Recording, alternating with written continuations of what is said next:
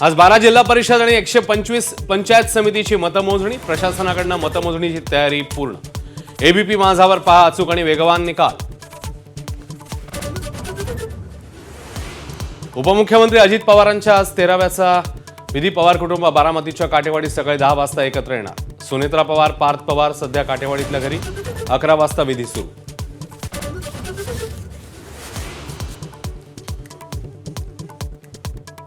उपमुख्यमंत्री एकनाथ शिंदेंचा आज 62वा वाढदिवस। अजित पवारांच्या निधनामुळे वाढदिवस साजरा न करण्याचा शिंदेंचा निर्णय। तर शिवसेनेच्या महिला आघाडीतर्फे आज मंदिरांमध्ये शिंदेंच्या दीर्घायुष्यासाठी महाआरतीचं आयोजन। महाविकास आघाडी संपुष्टात येण्याच्या तयारीत। ठाकरे बंधू एकत्र आल्यावर आणि दोन्ही राष्ट्रवादी विलिनीकरणाच्या चर्चांमुळे काँग्रेसचे स्वबळाचे संकेत। प्रदेशाध्यक्षांचे केडरला आदेश।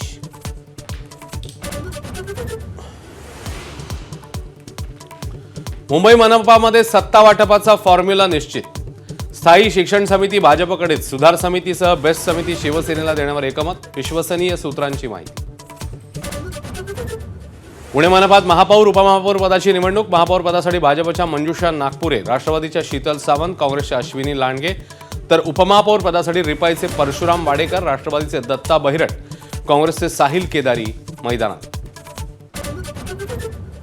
जालना महापालिकेत पहिला महापौर निवडण्यासाठी आज विशेष सभा। महापौर पदासाठी वंदना मगरे, उपमहापौर पदासाठी राजेश राऊत यांचा अर्ज। विशेष सभेनंतर घोषणा। शाळांमध्ये त्रिभाषा सूत्रासाठी स्थापना झालेल्या नरेंद्र जाधव समितीची आज मुख्यमंत्र्यांसोबत बैठक। समितीचा अहवाल, सूचनांवर चर्चा। शालेय शिक्षण मंत्री इतर अधिकारीही उपस्थित राहणार।